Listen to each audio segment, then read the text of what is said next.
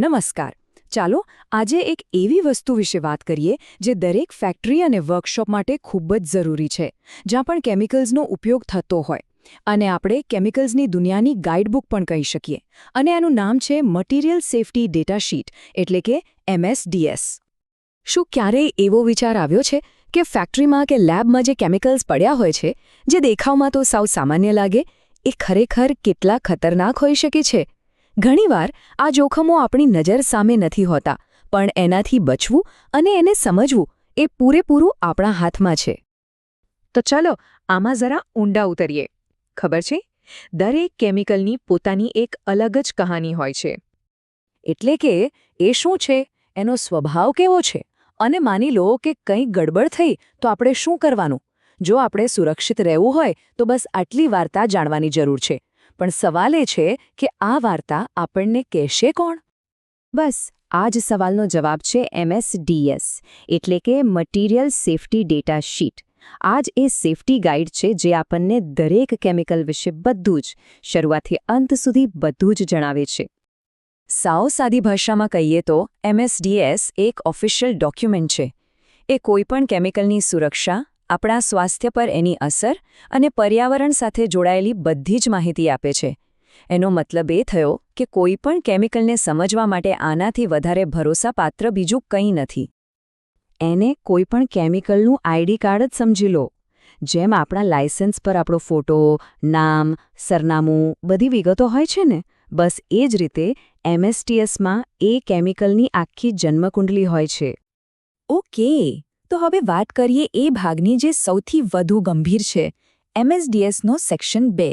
એ આપણને બતાવે છે કે કોઈ સાવ સામાન્ય દેખાતી વસ્તુ પણ ખરેખર કેટલી ખતરનાક હોઈ શકે છે. આ જુઓ, આ છે પિક્ટોગ્રામ. સમજો કે આ કેમિકલની દુનિયાના ટ્રાફિક સિગ્નલ છે, જે એક જ નજરમાં બધું કહી દે છે. જો આગનું નિશાન દેખાય તો સમજી લેવાનું કે એ ભડકો કરી શકે છે. ખોપરી અને હાડકાનો મતલબ છે કે આ જીવલેણ પણ હોઈ શકે છે. અને આ ઉદ્ગારવાચક ચિહ્ન, એનો મતલબ છે કે એનાથી ચામડી પર બળતરા કે એલર્જી થઈ શકે છે. હવે આ નિશાનોની સાથે સાથે 2 શબ્દો ખાસ જોવાના: વોર્નિંગ અને ડેન્જર.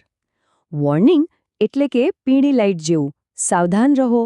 પણ જો ડેન્જર લખેલું દેખાય તો એ લાલ લાઇટ છે, એટલે કે તરત જ અટકી જાઓ અને ધ્યાન આપો, કારણ કે ખતરો મોટો અને સીધો છે. ચાલો એક પળ માટે માની લઈએ કે ખરાબમાં ખરાબ પરિસ્થિતિ આવી ગઈ. કોઈ કેમિકલ ઢોળાઈ ગયું. હવે શું? ગભરાવાની બિલકુલ જરૂર નથી, કારણ કે MSDS પાસે આના માટે પણ એક રેડીમેડ ઇમરજન્સી એક્શન પ્લાન હોય છે. આવી સ્થિતિમાં તો એક સેકન્ડ કિંમતી હોય છે. MSDSનો સેક્શન 4 એ આપણી ફર્સ્ટ એડ ગાઈડ છે.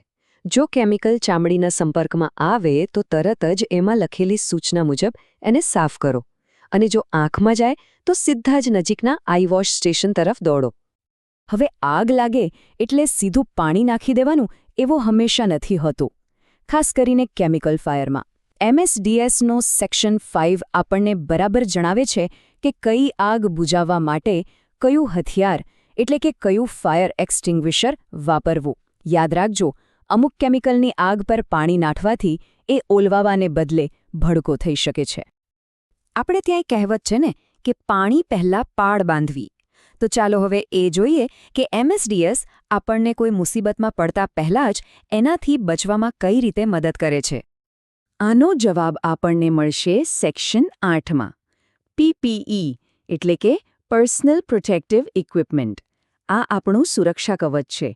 એ આપણી રક્ષાની સૌથી છેલ્લી અને સૌથી મજબૂત દિવાલ છે. સાચા ગ્લાઉઝ, ગોગલ્સ અને માસ્ક, આ બધું ખૂબ જ જરૂરી છે. આ વાતને બરાબર મગજમાં ઉતારી લેજો.